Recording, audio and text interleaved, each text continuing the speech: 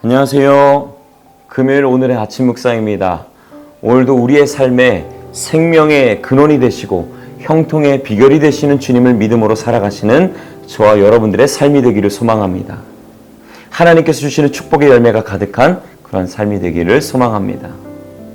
제가 어렸을 때 시골에서 이 읍내에 있는 학교를 다녀서 한 20분에서 25분 정도 되는 거리를 이렇게 버스를 타고 다녀야 됐습니다. 자, 그런데 그 버스를 타고 가는 길에요, 참 재미있는 이름을 가진 식당이 있었습니다.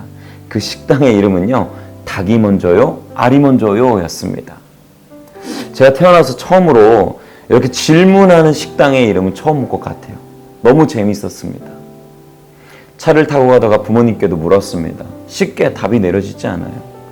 각자 가지고 있는 생각을 가지고 말합니다. 알이 더 중요한 거 아니야? 아니, 닭이 더 중요하잖아. 이렇게 서로 이야기하죠.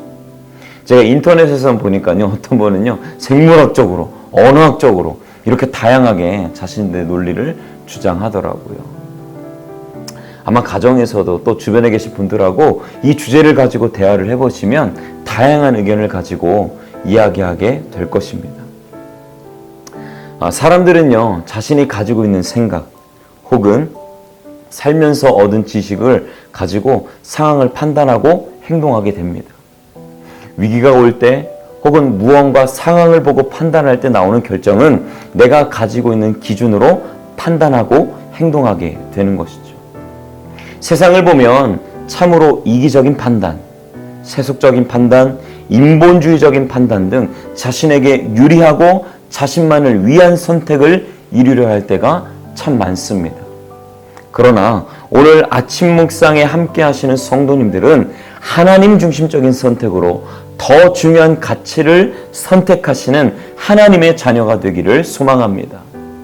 자, 오늘 본문에는요, 귀환하던 다윗이 3명의 사람을 만나는 장면이 등장하게 됩니다. 자, 먼저 이 시므이를 만나는 장면입니다. 귀환하여 오는 다윗을 맞이하는 시므이의 모습을 보십시오. 16절과 17절은 이렇게 이야기합니다. 시므이가 급히 유다 사람과 함께 다윗 왕을 맞이러 내려올 때에 베냐민 사람 1000명이 그와 함께하고, 자, 자신을 지지하는, 또 자신과 함께하는 이 1000명의 사람들과 함께 나타나서 다윗을 정치적으로 압박하고 있는 것입니다. 자, 사실 시므이는요, 사울의 친족으로 다윗에게 저주를 퍼부었던 사람입니다. 사무엘하 16장 7절에 이렇게 기록되어 있어요. 시므이가 저주하는 가운데 이와 같이 말하리라. 피를 흘린 자여, 사악한 자여, 가거라 가거라. 자, 시므이는요, 다윗을 조롱하던 사람입니다. 다윗은 살인마다 극악무도한 사람이라고 저주했습니다. 그러나 다윗은 사울을 죽일 기회 앞에서도 죽이지 않았습니다. 압살롬이 이길 것 같을 때에는 다윗을 배척했으나 다윗이 승리하고 돌아오니 그의 모습이 완전히 바뀌어져 있었죠. 자, 시므이는요, 자신의 목숨을 부지하기 위한 선택, 자신의 생존을 위한 삶을 살고 있는 것입니다. 그래서 사람들을 모아서 다윗에게 나 이런 사람이야 라고 메시지를 전하고 있는 것입니다. 저번에도 자신의 처신을 위해서 다윗을 모욕했는데 오늘도 자신의 처신을 위해 다윗 앞에 자신을 과시하는 모습을 보여주고 있습니다. 자, 또 한 사람이 등장합니다. 바로 시바입니다. 17절에 보면 이렇게 기록을 하고 있어요.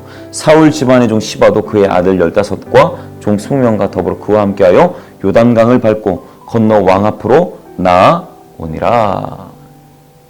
자, 시바도 동일하게 다윗 앞으로 나왔습니다. 자, 시바도 어떤 삶을 살았습니까? 거짓말로 이 무비보셋의 재산을 빼앗은 사람이죠. 그도 동일하게 다윗에게 비슷한 모습으로 시므이와 비슷한 모습으로 다윗에게 나와서 그를 맞이했습니다. 자, 아비새가 말합니다. 저들을 죽여야 한다고. 자, 하지만 다윗은요, 자신은 모든 사람들을 품어서 왕권을 확립해 나가야겠다라는 그 목표, 그 목적이 있었기 때문에 죽이지 않습니다. 자, 그 다음에 시바에게 속았던 무비보셋도 만나게 됩니다. 무비보셋은 시바에게 재산을 뺏기게 되었습니다. 그런데 무비보셋은 다윗에게 자신의 억울함에 대해서는 말하지 않습니다. 그 이유는 자신을 도와준 다윗에 대해 감사의 마음이 있었기 때문입니다. 자, 그것을 보고 다윗은요, 사울의 땅을 시바와 반으로 나누어서 그렇게 주게 됩니다. 세상의 많은 사람들은요, 자신의 가치 기준으로 살아갑니다. 자신이 중요한 것으로 자신의 삶을 채워나갑니다. 자신이 중요한 것으로 여기는 것을 주장하며 살아갑니다. 자신이 중요하게 여기는 것을 삶으로 나타나게 됩니다. 그래서 우리는 이스라엘의 평안을 위해서 자신의 감정과 그런 마음들은 내려놓고 살아갔었던 다윗처럼 주님의 나라와 교회를 위해서 끝까지 흔들림 없이 주님을 위해 살아가는 저 여러분들의 삶이 되기를 소망합니다. 오늘도 여러분들의 삶을 흔드는 그 일들, 그 사건들이 있을 수도 있습니다. 나는 분명히 주님의 나라를 위해서, 하나님을 위해서 살겠다라고 이야기했는데 생존을 위해서 또 나의 것을 취하기 위해서 나도 모르게 드러나는 내 욕심과 내 마음들이 있을 것입니다.